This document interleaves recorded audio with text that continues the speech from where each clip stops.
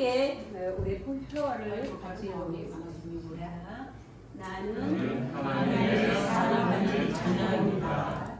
우리는 하나님 아버지의 아름다운 자녀입니다. 우리는 아버지의 형상을 닮아가는 자녀들입니다. 우리는 아버지를 기쁘시게 되는 자녀들입니다. 아멘. 저는 지난 금요일 새벽에 몽골에 갔다가 어제 밤 12시에 한국에 다시 돌아왔습니다. 내일 밤에 우리 케이시스 선교 팀과 함께 또 출발을 해서 다음 주 금요일날 밤에 다시 돌아오겠습니다. 이번 주간에 제가 가서 한 일은 윤 목사님하고 학교의 행사에 참여를 했습니다.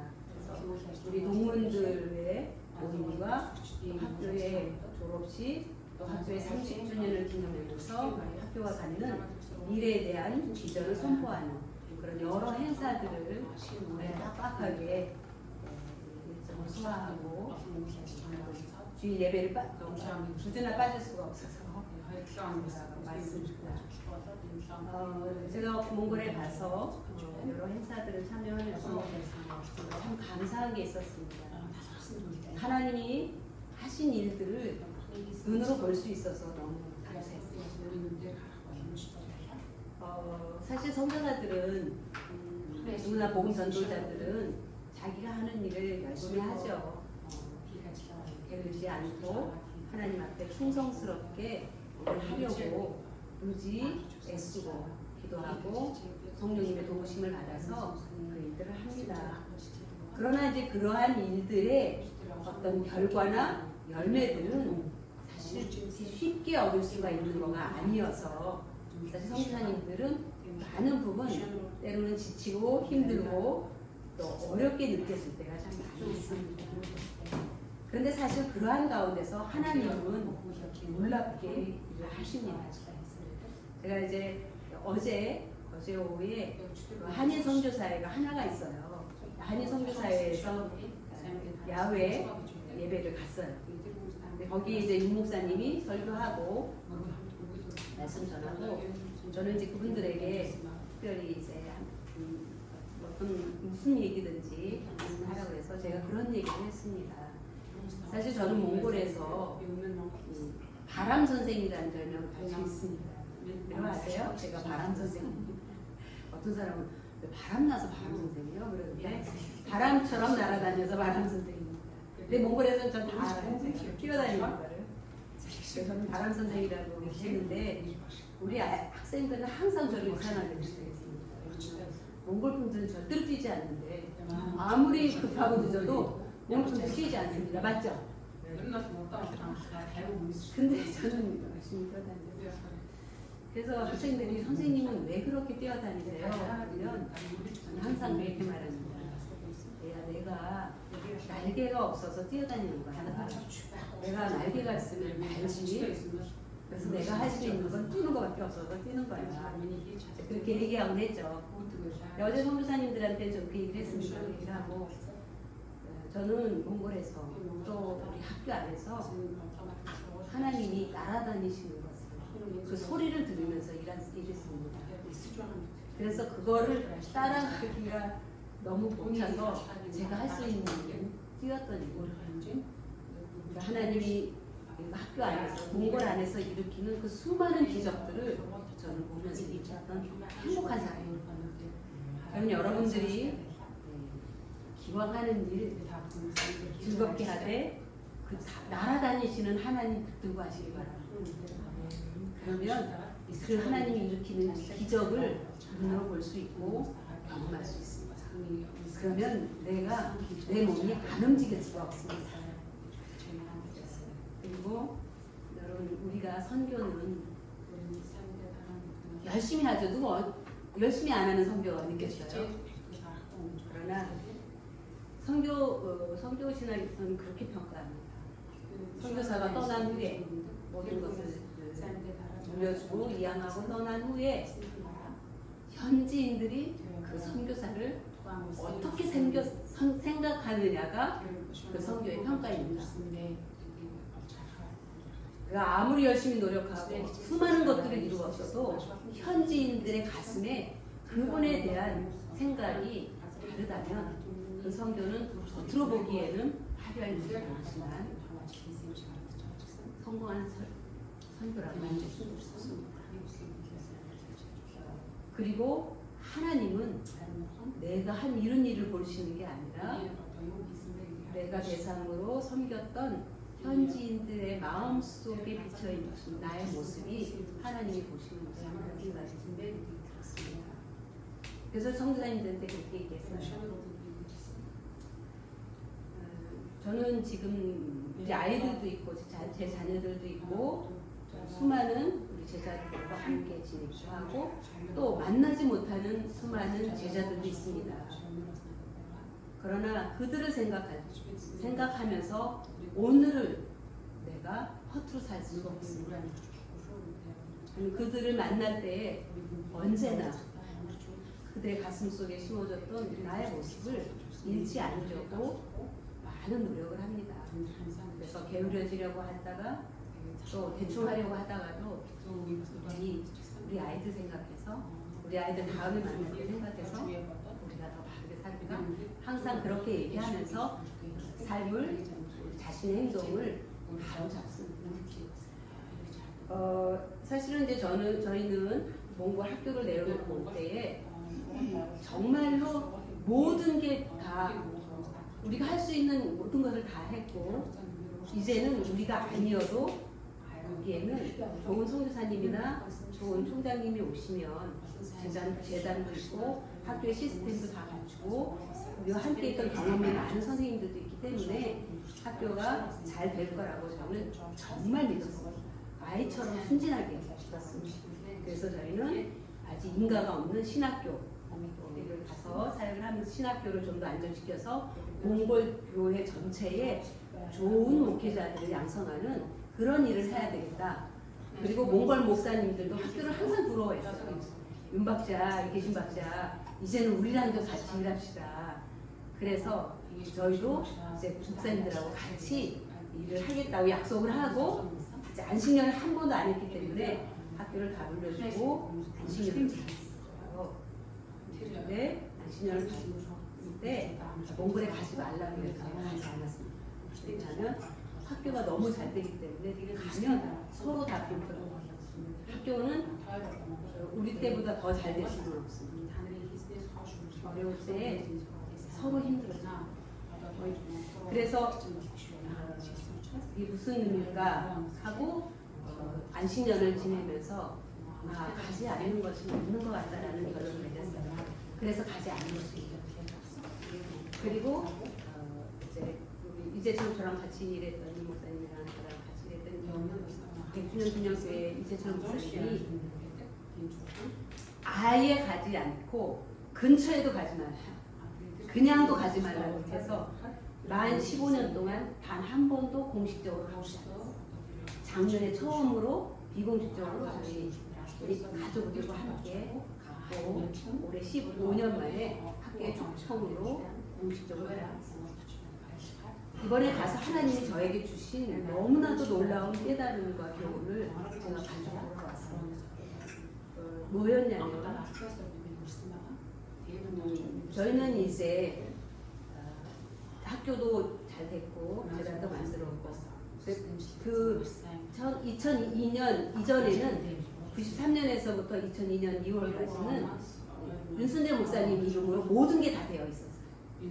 그래서 재단을 만들고 모든 것을 재단에 넘기고 우리는 이제 진짜 또 필요한 선교지의 선교 기관에 본연 선교사로 다시 돌아가고 물론 이제 학교에서도 선교사로 총장도 하고 교장도 했지만 이제 더 어려운 데서 진짜 또 선교사처럼 또 일을 하자 그렇게 해서 그만둔 거거든요. 근데 이제 이게 큰 사건이 됐어요. 이제 한국 사회가 있는 걸 그대로 받아들인 사회가 아니어서 여러 가지 또 설립자가 이제 바뀌게 되는 거예요. 그런 과정을 통해서 굉장히 지난 15년 동안 이제 혼란과 어려움이 있었어요. 정확한 역사를 바꾸는 거가 이게 무슨 일일까? 그건 아닌데라는 생각을 오랫동안 하셨는데 이번에 30주년, 사실은 정확하게 32주년인데 30주년을 맞으면서 이루어지는 이런 모든 일들과 또 이제 역사를 기록하고 마무리하면서 이 학교는 선교사님들과 수많은 한국교회 또 너무나도 수많은 현지 그 모든 사람이 하나님께서 주신 소명을 따라서 그 일을 함께 했다는 결론을 딱 받습니다. 그리고 그 과정 속에서 그러니까 17년 동안 그 학교를 세우고 일하는 그 과정 속에서 우리는 하나님이 선교사에게 부여한 그 역할과 사명을 다했을 뿐이에요. 그 일이 마쳤을 때에는 아무런 미련 없이 깨끗하게 물러나야 돼요. 그래서 이번에 저희는 그거를 이제 우리가 선교사 모년의 길로 또 다시 가자라고 했을 때에는 그거를 의미하는 거예요. 그래서 학교는 하나님의 부르심을 받은 선교사님, 수많은 한 120명의 선교사님들이 장기로 와서 선교를 했어요. 저희 학교 안에. 그리고 또 거기에 있는 선교사님들이 강의도 해주시면서 했고 또 정말 좋은 교직원. 지금도 몽골 분들한테 학교 얘기를 하면요 하나같이 얘기하는 거가 어떻게 그렇게 좋은 몽골 분들과 함께 일을 했습니까?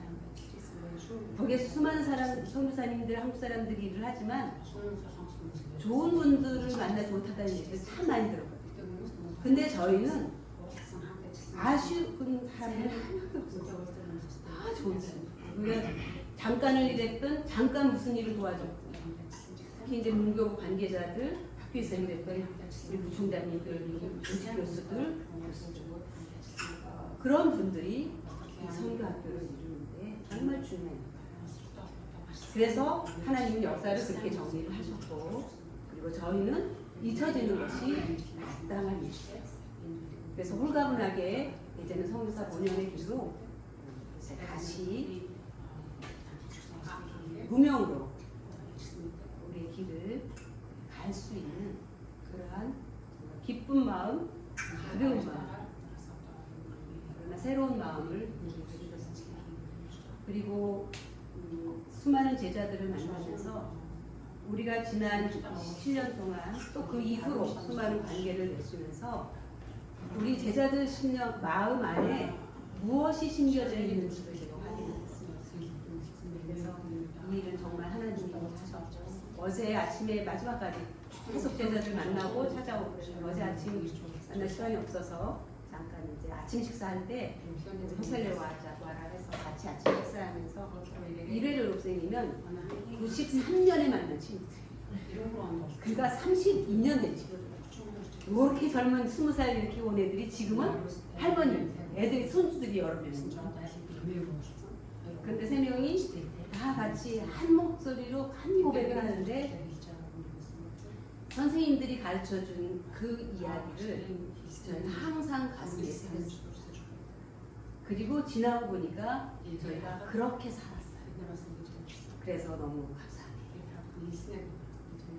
그래서 우리는 씨앗을 뿌려줬으면 그것을 물어주고 자라나게 하시는 분이 하나님이시죠. 근데 저희가 그렇게 뿌린 씨앗들이 제자들 삶 속에, 가슴 속에, 그의 가정 속에, 그리고 그가 일하는 사회 속에 그 작은 변화로, 작은 결실들로, 아름다운 삶으로 드러나는 걸 보면서 하나님의 위로와 은혜를 참 많이 경험을 했고, 그리고 지금 저는 오랜 시간이 지난 다음 15년이 지난 다음에 이러한 결과를 느낄 뿐이지 하나님은 이미 그 이전에도 이러한 과정을 다 진행하고 계셨다는 것을 저는 깨달았습니다. 단지 제가 이번에 가서 확인했을 뿐입니다. 그래서 올 때에도 비행기를 탔는데 제 옆에 앉은 이번에 그 세미나에 이번에 우리 학교 행사에 온 목사님이시. 근데 스튜어디스가 한국말을 너무 잘하니까 저한테 저분 한국 사람이에요, 몽골 사람이에요 그러더라고요. 몽골 분이에요. 어떻게 생긴 것도 말하는 것도 한국 사람하고 똑같아요. 제가 지나가는데 불렀어요. 한국어를 어디서 배웠어요? 이분이 한국말을 너무 잘한다고 해서 물어보는데 한국 어디서 배웠어요? 저희 울란바토르 대학에서 배웠어요. 저희 학교는 한국어를 정말 잘 가르쳐요. 그래서 그 선배들이 그 스튜디오스 많이 있는데 한국어를 전해달라고 말하고 그분에게 우리 학교에서 알려줍니다.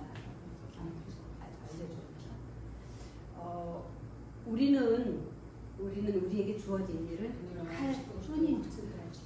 그런데 이 열매를 맺게 해주시는 분은 하나님이십니다. 그래서 오늘 내게 주어진 하나님이 기뻐하시는 일들을 할 때에 그들은 결코 사라지지 않습니다. 아멘. 아마 우리 전도가 그 증인입니다. 우리 전도는 정말로 이 동문들에게 리더예요. 카리스마가 보통이 아니에요. 전도가 한마디 하면 모든 동문들이 다 하는 거예요. 이번에도 이 모든 일들 동문들이 하는데 지도했던 참 수고 많이 하고 왔어요. 여러분 이제 우리가 지난 시간에 우리의 구원은 은혜로만 받을 수 있다고 했어요. 기억나십니까? 우리의 구원은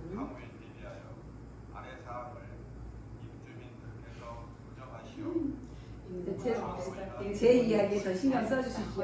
우리하고 상관없는 일이었습니다. 김재선 집사님한테 살짝. 우리는 다 죽었던 사람입니다. 제가 너무 죄송해요. 두 분도 죽었던 사람입니다. 몽골 분들에게 죄는 굉장히 민감한 문제예요. 맞죠? 제가 그 우리 제자가 전화를 했어요. 맞아요. 몇 달 전에. 이제 간 경화환자 이런 걸로 시한부제를 살고 있어요. 그래서 전에도 복음을 전했지만 이번에는 좀 시기가 굉장히 촉박한 것 같아서 얘야 이제 뭐 여러 가지 얘기를 하다가 너 반드시 죄의 문제를 해결해야 된다. 해결하고 가야 된다. 우리는 다 죄인이야. 그랬더니 그 친구가 선생님 그런 말 그렇게 하면 안 된다. 죄라는 거는 진짜 무서운 거예요. 그 죄라는 거는 진짜 지옥의 함이죠. 지옥으로 가는 거예요. 그래서 그렇게 말하면 안 돼요. 그러더라고요. 그래, 그 죄 말이야. 그 죄가 너와 나에게 있어. 근데 이 죄에 대한 인식을 가지고 있다는 건 이건 정말 중요한 일이에요. 지금 시대에 성경학에서 발표한 거는 전도하기가, 선교하기가 너무 어렵다는 거죠. 그 이유가 뭐냐면 우리는 죄인입니다라는 말에 고백을 해야 구원이 필요하다는 것을 얘기할 수 있는데 내가 왜 죄인이냐? 지금 시대는요 내가 죄인이라는 얘기가 아니에요. 왜냐하면 절대적인 진리가 없어요. 다 상대적이기 때문에 내가 괜찮으면 그건 괜찮은 거예요. 그래서 죄의 기준이 없어지니까 죄라는 인식이 없어집니다. 죄라는 인식이 없으니까 구원을 받아야 될 필요를 못 느끼는 거죠. 그러나 그거는 이 시대 사람들의 생각이에요. 우리는 하나님이 만드셨기 때문에 하나님이 우리에게 말하는 우리의 실상이 사실인 거죠. 그런데 우리는 죄를 지은 자들. 다시 말하면 울퉁 죄인 것이다. 그런데 이 죄의 문제는 스스로 해결할 수가 없죠. 이거는 반드시 누군가 나의 죄의 문제를 해결해 줘야 하는데 그것은 예수 그리스도께서 내 죄의 모든 값을 죄는 반드시 형벌이 따르죠. 살인을 했으면 그 형량만큼 감옥에 가서 형을 치러야 돼. 남의 돈을 훔쳤으면 그것을 반드시 몇 배로 갚아줘야 돼. 반드시 죄를 지었으면 형벌이 있는데 하나님 앞에서 지은 죄의 형벌은 우리가 치를 수 있는 게, 갚을 수 있는 게 아니에요. 그것의 죄의 값은 우리의 죽음이에요. 그래서 하나님은 예수님을 이 세상에 보내서 우리의 죽음의 값을 대신 실어준 거예요. 그것으로만, 그렇게 해서만 우리의 죄가 없어져요. 예수님이 내 죄의 모든 값을 자기의 십자가에서 죽음으로 그 값을 깨끗하게 갚은 거예요. 그래서 그 예수님을 믿음으로만 우리는 구원을 받습니다. 내가 노력하고 내가 무슨 일을 열심히 해서 내가 깨끗해질 거야. 그래서 모든 종교는 이 공덕사상이 있어요. 공덕사상. 내가 보인 덕을 쌓으면 내가 지었던 죄가 용서받고 죄가 줄어든다고 생각합니다. 맞죠? 몽골의 불교도 그렇고 한국의 불교도 그렇습니다. 그래서 내가 많은 선행을 하면, 좋은 일을 많이 하면 나의 죄가 용서되고 내가 복을 받는. 그래서 사람이 돌아가셨을 때 장례식을 할 때 많은 음식들을 내줍니다. 몽골 장례식도 마찬가지예요. 많은 음식을 내줘야 돼요. 그럼 먹어야 돼요. 왜냐하면 그거를 안 먹으면 이 상주들에게, 아니면 그 돌아가신 분이 복을 못 받는 거예요.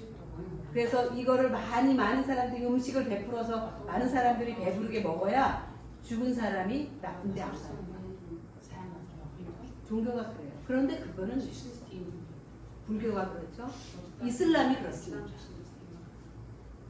자기 이슬람을 위해서, 마호멧을 위해서, 신을 위해서 많은 공로를 하면 천국에 간다고.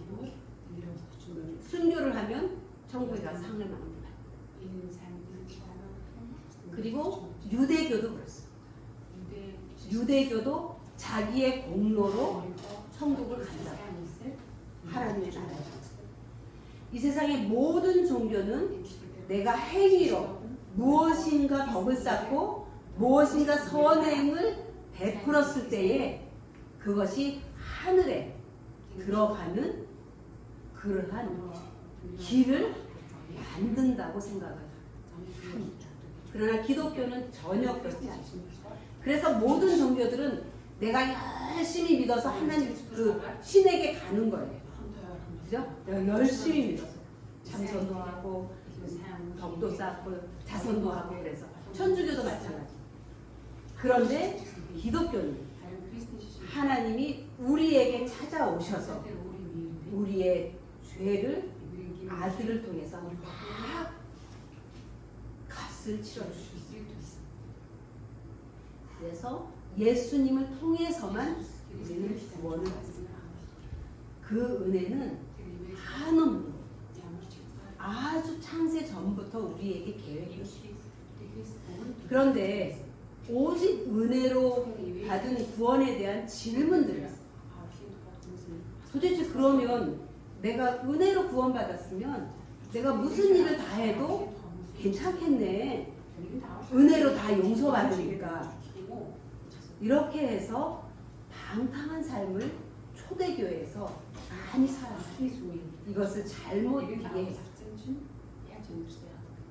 그런데 성경은 이렇게 말합니다. 그럴 수 없다. 우리가 은혜 아래에 있기 때문에 내가 죄를 지어도 그 은혜로 다 용서가 되니까 죄를 지어도 괜찮습니까? 율법은 우리를 죄를 지어서 우리를 정죄하지만 은혜는 우리를 정죄하지 않잖아요. 그래서 죄를 지어도 괜찮지 않을까요? 네, 성경은 그렇지 않다. 그런데 많은 교회와 많은 성도들이 이것을 잘못 이해합니다. 그래서 본회포는 값싼 은혜라는 단어를 썼어요. 사실 값싼 은혜라는 말은 맞지 않아요. 은혜는 값싸고 값이 비싼 그런 게 사실은 없는 개념이에요. 그런데 모네포가 말한 여기에서 이 값싼 은혜는 그 히틀러의 파시즘이 막 이렇게 나라를 다 휩쓸고 갈 때 독일의 루터파예요. 독일의 교회는 루터교. 그 국가교회예요. 그리고 교회는 모든 것이 국가에서 주관하는 것이에요.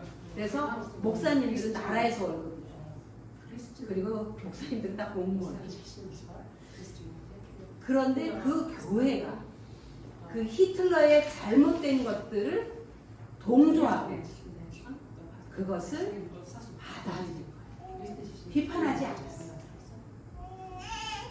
그래서 보내보는 너희들이 하나님이 주신 은혜를 그렇게 값싸게 은혜를 만들어서 나라가 잘못된 지도자가 잘못된 길로 가는 거에도 감에도 불구하고 그걸 막지 못하고 동조하는 것은 하나님이 예수님을 통해서 우리에게 주신 그 핏값으로 주신 은혜를 아주 하잘것 없는 것으로 만들었어요. 다시 말하면 회개도 없는데 하나님이 여러분들 다 용서해 주십니다 라고 말하는 거예요. 여러분 하나님은 우리의 죄를 무슨 죄든 다 용서해 주십니다. 믿습니까? 전제가 있어요. 거기에는 반드시 회개가 있어요. 회개라는 뭐죠? 내가 잘못된 죄를 지었다는 것을 깨닫고 잘못한 것을 고백하는 거예요. 그러니까 아까 얘기한 내가 죄인이에요? 나는 죄인 아니에요 라고 했을 때에 그 사람이 죄를 회개하고 주님께 돌아갈 수 있는 가장 기본적인 것이 되어 있지가 않습니다. 여러분 우리는 모든 죄를 용서받을 수 있어요. 그러나 진실한 회개가 없다면 용서가 없는 것입니다. 독일 교회는 회개 없는 용서를 선포했습니다. 하나님 우리의 모든 죄를 다 용서해 주십니다. 그리고 이 독일 민족들을 이 값싼 은혜로 위로했어요.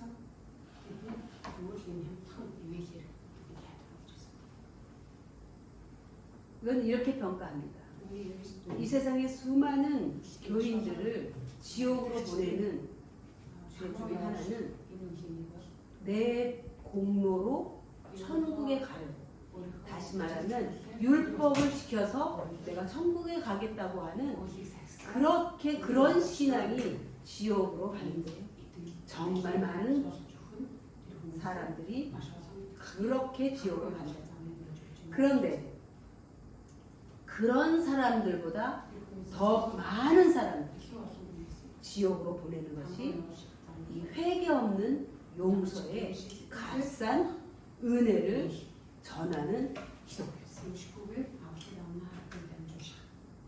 여러분 우리가 한번 생각해 봅시다. 우리는 이전에 다 죄인이었고 예수님의 십자가로 잘 용서받았습니다. 이 용서를 받았다는 것은 예수님의 십자가에서 비참하고 처참한 죽음을 대가로 해서 얻은 용서인 것입니다. 그렇다면 죄 짓는 것도 우리가 쉽게 함부로 지어서는 안 되지만 그것을 용서해달라고 회개할 때에도 내가 다시 예수님을 십자가에 못 박았구나라는 그 애통하는 마음으로 회개를 해야 됩니다. 우리는 정말 값비싼 은혜를 받았습니다. 무엇으로도 터치할 수 없는, 계산할 수 없는 그런 은혜였습니다. 그런데 이러한 은혜를 받은 자들이 이제 오늘 읽은 말씀, 아까 제목에서처럼 이제는 너희가 이제 어떻게 살아야 되느냐. 너희의 몸을 하나님께 의의 무기로 드리라고 한다. 너희의 몸을 옛날처럼 너희 마음대로 살고 불순종하고 살고 내가 원하는 이기적인 것들을 추구하면서 그렇게 살던 삶을 다 버리고 이제는 의의 병기로 의의 무기로 나를 하나님께 드리라는 거예요. 이거를 보면 내가 나를 하나님께 드릴 수 있는 그 기초, 근거가 있습니다. 로마서 2절에 보면 죄에 대하여 죽은 우리가 어찌 그 가운데 더 살까? 여러분 죄에 대해서 죽었다는 말을 공감하십니까? 여러분도 죄에 대해서 죽었습니까? 죄에 대해서 죽었습니까? 자신 있게 아멘 하십시오. 죄에 대해서 죽었습니까? 영을 말합니다. 여러분 우리는 예수님이 우리의 모든 죄를 다 씻어주시고 대신에 우리에게 무엇을 주셨죠? 영원한 생명을 주시고 영원한 생명을 주셨죠. 그래서 이제는 우리는 죄에 대해서는 아무런 감각이 없어요. 한번 제가 들어보겠습니다. 귀 먹은 사람이 양쪽에 귀가 완전히 먹은 사람이 옆에서 장구치고 붙이고 꽹과리를 치고 소리를 지르면 이 사람이 그것에 대해서 뒤돌아볼까요? 안 보여요. 안 보여요. 귀가 완전히 먹은 사람은 소리에 대해서 죽은 사람이에요. 죽었다는 것은 그런 거예요. 무슨 소리를 내도 그거를 들을 수 없는 사람은 그것에 대해서 죽었어요.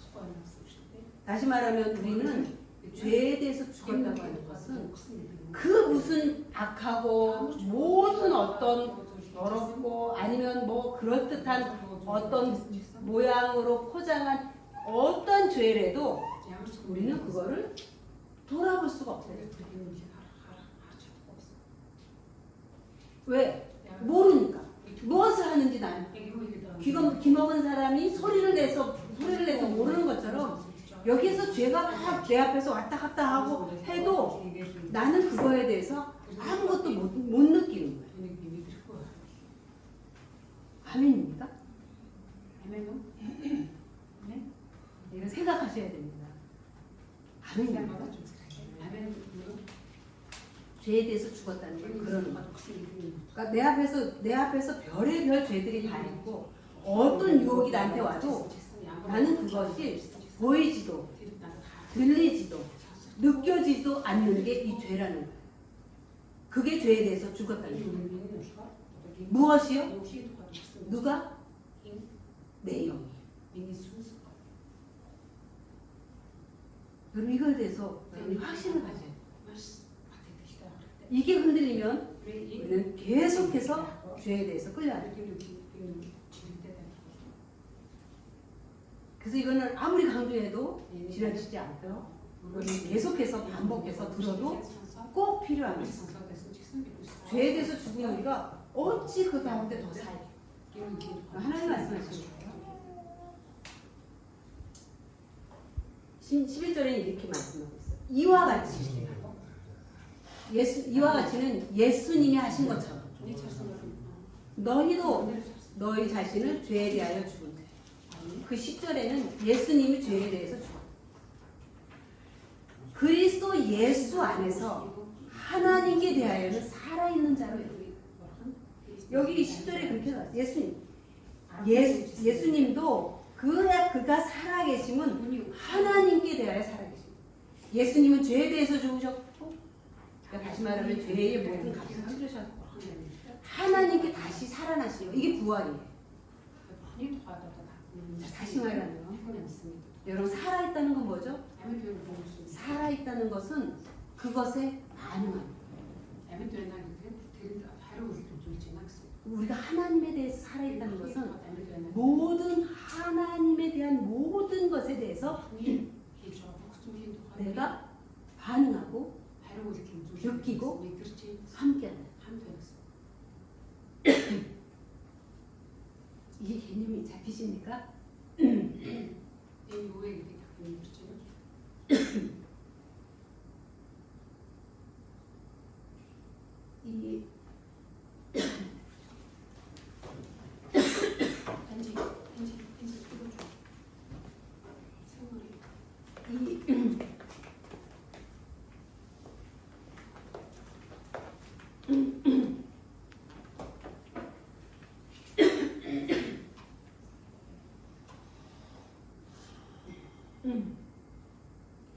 이 죽었다는 것과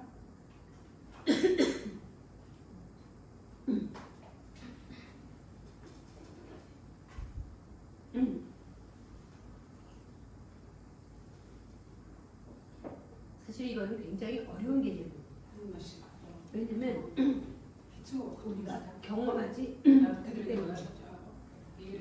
여러분, 우리가 오늘이 삼위일체주일이에요. 성자, 성령님이 하나일 것을 그러면은 우리는 삼위일체를 다 이해하지 못해요. 우리는 세계가 서로 다른데 이게 하나야 라는 개념을 가지고 있지 않아요. 이거는 그리스 개념, 히랍의 개념이에요. 그래서 사실은 우리가 이거를 여러 가지로 설명해서 그런 거구나 해도 우리는 정확하게 이해하지 못해요. 여기에서 죄에 대해서 죽었다, 하나님에 대해서 살았다는 개념도 이거는 사실 우리가 잘 감지하지 못해요. 그러니까 아까 말한 것처럼 귀를 먹은 사람이 소리에 대해서 전혀 그냥 내가 안 들을 거야, 나 소리 안 들을 거야, 그게 아니잖아요. 그냥 안 들리는 거예요. 전혀 무관한 거예요. 우리가 죄에 대해서 그렇다는 거예요. 그렇다면 하나님에 대해서 살아있다는 건 뭐냐? 그냥 내가 뭐 어떻게 그분을 외면하려고 해도 우리는 그냥 그 하나님 앞에 반짝반짝반짝 살아있는 거예요. 무엇에든지 우리는 반응하는 거예요. 하나님의 조그마한 어떤 징조에도 우리의 영은 그냥 마치 그거에 모든 것이 다 맞춰 있는 것처럼 반응해요. 그게 하나님에 대해서 살아있는 거예요. 우리가 그런 줄. 이거는 우리가 느끼고 안 느끼고의 문제가 아니에요. 왜 그렇죠? 우리의 영 안에서 일어나는 거기 때문에. 그래서 여러분 생각해 보세요. 죄에 대해서 죽었다는 개념이 얼마나 무서운 개념이에요. 놀라운 개념이에요. 죄가 있는데 그가 아무 상관, 아무 상관. 그게 얼마나 놀라운 십자가를 통해서 우리에게 주신 복이에요. 그럼 제가 여러분들에게 이번 한 주간 죄에 대해서 죽었다고 하는 이 개념이 한번 묵상해 보시죠. 이거 생각하셔야 돼요. 별의별 것들이 다 있어도 나는 거기에 마치 눈이 먼 것처럼 그걸 먹고 나한테 전달되지도 않아. 내 영은 그렇습니다. 반대로 나에게 생명이 있기 때문에 이 생명은 하나님에게서부터 온 거고, 이 생명은 언제든지 생명의 주인이신 하나님께 살아있어서 그거에 반응해요. 그러면 우리는 영은 못 느끼지만 이 영은 공간에 제약이 없습니다. 육체가 없죠. 그러면 우리가 하나님에 대해서 다 살아있는 영이에요. 그러면 하나님이 우리가 여기에서 소리 듣잖아요. 우리가 소리에 대해서 살아있다는 것은 아주 작은 소리도 우린 듣죠. 큰 소리도 듣지만 아주 나하고 상관없는 지나가는 사람이 했던 소리도 내가 듣는 거예요. 내가 속으로 했더니 이제 너미 하잖아요. 다 작은 소리도 우리는 안 들으려고 해도 간주를 해요. 이게 살아있는 거예요. 죄에 살아있다는 거는 그래요. 그러니까 모든 죄가 다 나와 연결돼요. 네트워크돼요. 죄에 대해서 살아있다는 죽어있다는 것은 완전히 무관해요. 그러면 하나님에 대해서 살아있다는 것은 내가 작은 소리에도 반응하는 것처럼 하나님의 작은 섭리와 계획과 어떤 역사에도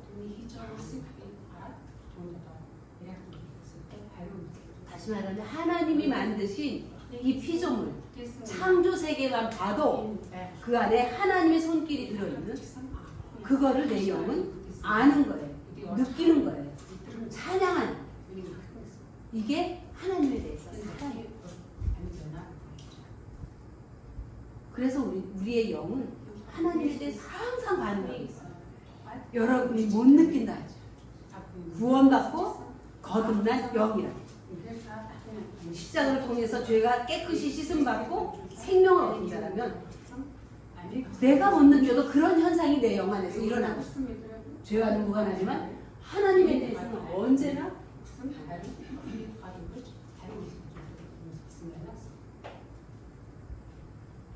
그래서 나는 죄에 대해서 정말 죽었어. 내 영은 그랬어. 그게 진정인가? 그거는 내가 해야 될 고민이야. 성경은 죽었다고 말해. 이게 나한테서 진정으로 일어난 일인가는 제가 묵상해요. 그리고 기도하면서 그 의미와 그 죄 용서의 깊이를 내가 더 깊이 느끼고 깨닫고 나의 정체성을 바로 가져. 나는 더 이상 그거에 관계없어. 그래서 아이덴티티라는 말 많이 들었죠? 나의 정체성. 사실 우리가 살아가는 모든 이 힘의 근원은 나의 정체성입니다. 정체성에서 나오는. 맞습니까? 생각 안 해보셨겠지만 사람들은 이 정체성의 혼란으로 계속해서 잘못된 판단과 선택들을 해요. 그래서 인생이 계속 꼬여요.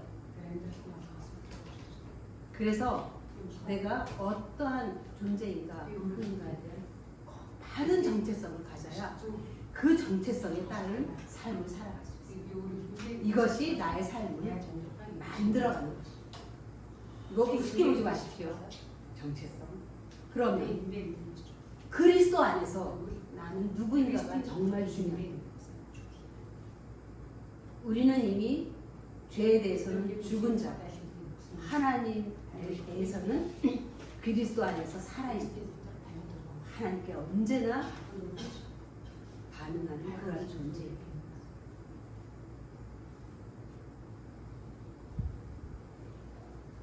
이 그리스도인의 하나님의 백성의 정체성으로 확실하게 살아간 사람들의 지혜가 히브리서 11장에 나오는 믿음의 조상들. 그들은 수도 없이 어려움을 겪으면서도 이 세상을 나그네처럼 살았습니다. 그리고 그들은 내 집은 하늘나라, 민이 본향은 하늘나라라는 명확한 정체성. 나는 하늘나라의 하나님의 백성이라고 하는 그 정체성을 살았기 때문에 이 땅에서 뿌리내리고 이 땅에서 행복하고 이 땅에서 많은 것들을 가지고 누리려고 하지 않아요. 이 땅에서는 나그네로 살았어요. 언제든지 하나님이 오라 하면 오고 가라 하면 가는 아브라함 같은 믿음으로 살았어요. 제가 한국에 와서 여러 번 얘기했어요. 저는 이게 사실은 굉장히 충격이었기 때문에 여러 번 얘기를 했어요. 제가 한국에 와서 제일 적응이 안 됐어요. 하나가 있고 적응하지 않으려고 하고 적응도 잘 안 되고. 저는 한국 사람들이 너무 뿌리 깊은 정착민으로 살아요. 맛이 여기에서 천년만년 사는 거죠. 근데 그리스도인은 다 나그네. 몽골 분들은 나그네로 살아요. 유목민들의 삶은 나그네의 삶이에요. 언제든지 1년에도 4번씩 이사해요.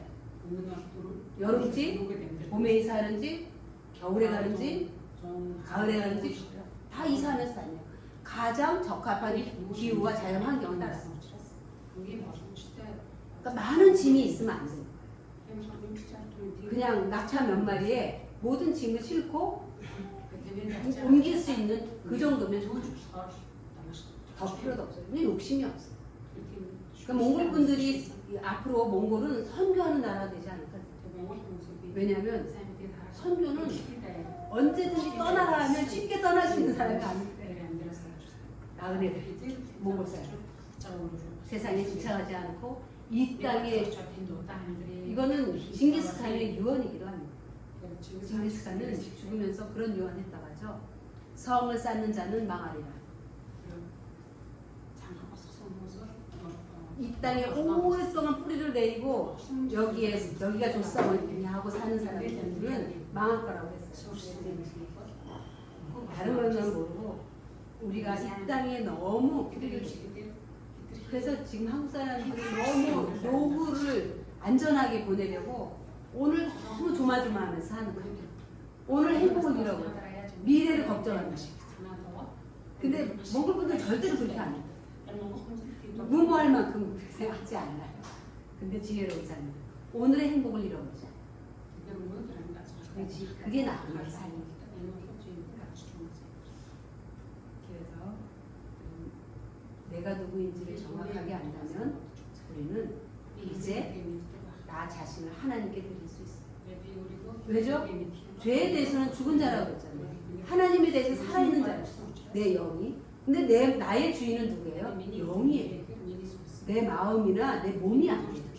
그러니까 이제는 내 영이 하나님에 대해서 살아있으니까 나도 내 혼도 육도 하나님께 맞추어서 하나님께 살아있는 자로 살아가야 되는 게 그리스도인의 정체성. 그래서 여러분 몸의 사욕을 순종하지 말고 우리 자신을 죄에게 내어주지 말고 하나님께 드리고 거룩하고 의로운 무기로 하나님께 나아가는 거예요.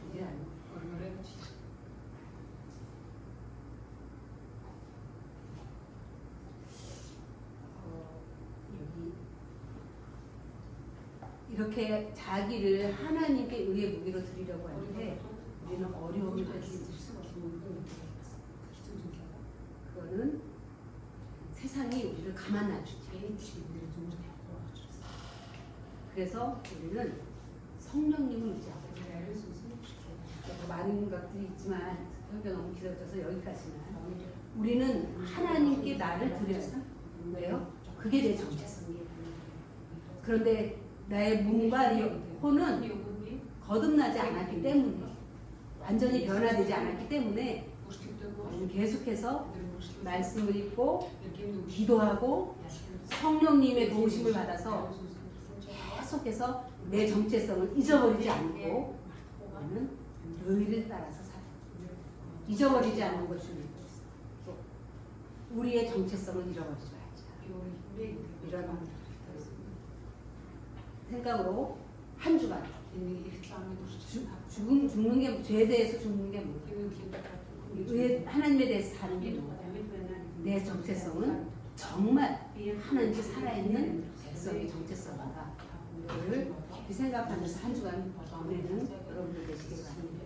기도하겠습니다. 주님, 우리가 죄에 대해서 죽은 자가 된 것을 너무 감사합니다. 우리는 오늘 죄를 짓지만 그러나 나의 영은 죄에 대해서 죽어 있습니다. 그래서 더 이상 우리가 죄에 대해서 관여할 존재가 정체성이 아닌 것을 깨닫게 해주시니 감사합니다. 그러나 이제는 우리는 생명을 얻었고 우리는 하나님에 대해서 살아났습니다. 하나님, 우리의 영이 하나님에 대해서 살았다면 우리의 혼도 우리의 몸도 하나님께 대하여 살아있는 자, 의의 무기로 나를 하나님께 드리며 살아가는 우리 모두 되게 하여 주십시오. 예수님의 이름으로 기도드립니다.